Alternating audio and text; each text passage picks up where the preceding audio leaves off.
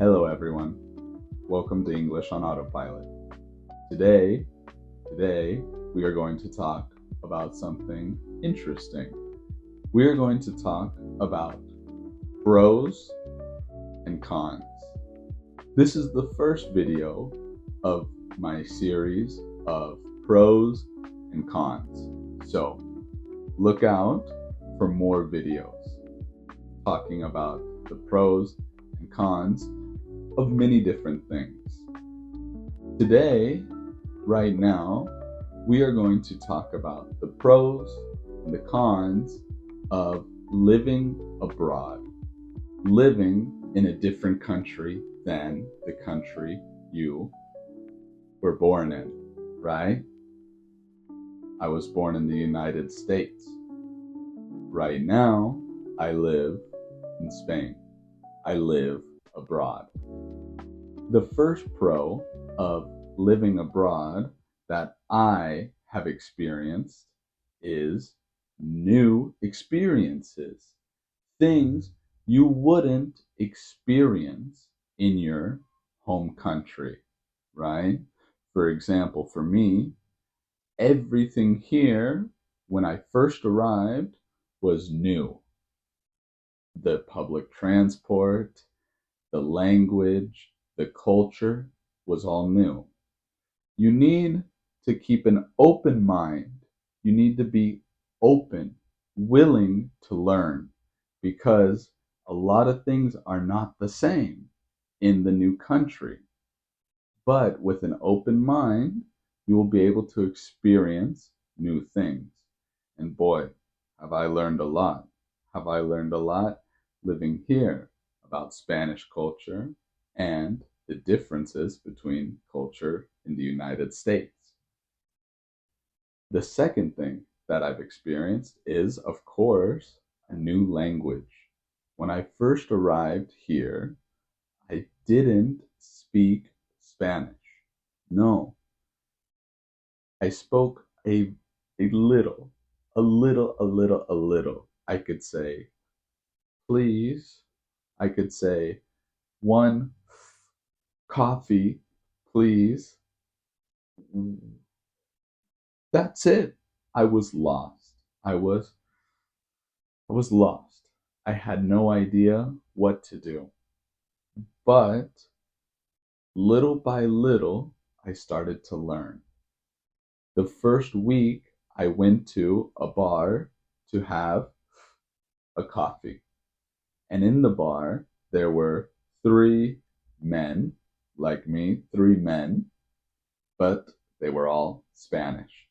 In the bar, they were talking to each other. And they started to talk to me. But I didn't know what they were saying. I didn't know. So I, I nodded, yes, or no, and okay, very good. I was lost. I didn't know. But now I speak Spanish. It takes time. It takes time. It's not fast. It takes time. So relax. In a new country, you need to relax to experience the new experience, the new language. You need to be relaxed. Another pro is that you grow as a person, not physically. I'm not taller. No. However, I've grown as a person because when you're here in a new country with no family, my mom, my dad, my siblings aren't here. I'm alone by myself. And at first, very scary. It's very scary. And the first problem you have, it seems very big because you're alone. But you learn that you can do it. You can do it. You learn that you are strong and can solve your problems. Sure, you might call your family and say you're scared, but you have to fix the problem. You have to find the solution. And step by step, you grow as a person. And it's a pro, even though sometimes it feels scary or you're worried. It's okay because you're learning, you're growing, you're becoming a better version of yourself.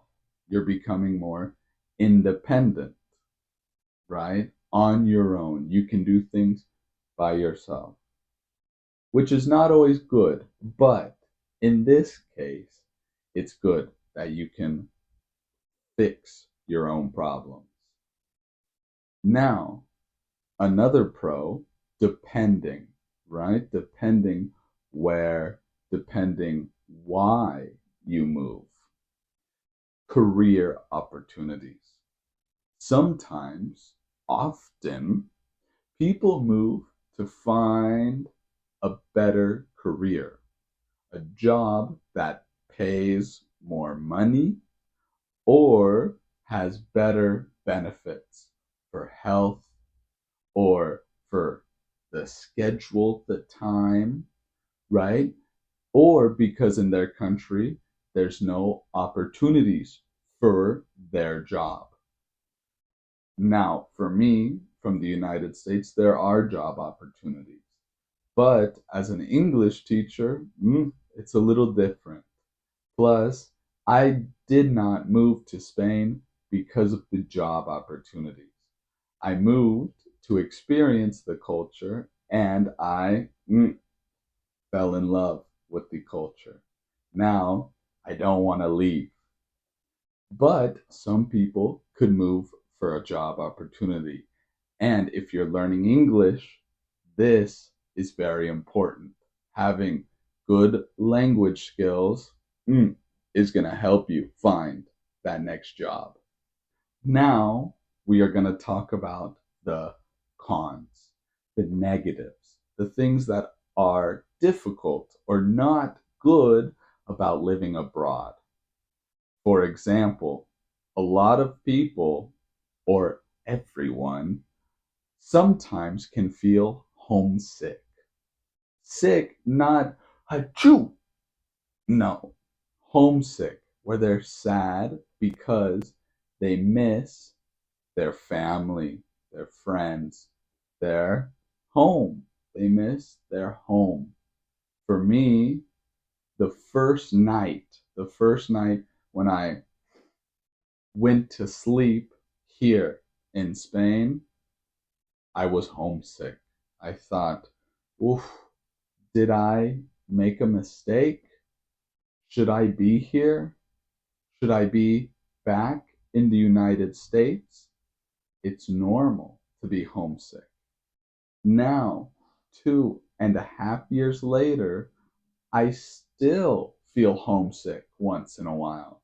Of course, I miss my family. I miss my friends. It's normal. But those days I call my family and I eat my favorite foods and I feel better. Now, another con is the language barrier. Like I said, the first week it was very difficult in the bar when I was talking to those people, or if I needed to ask for directions, how to get somewhere. I couldn't. Or if I needed to figure out something for my visa, for my documents, it was very difficult at first because I didn't study, I didn't learn Spanish before coming. And that was a mistake. Right now, if you're learning English at home, you're doing a good job.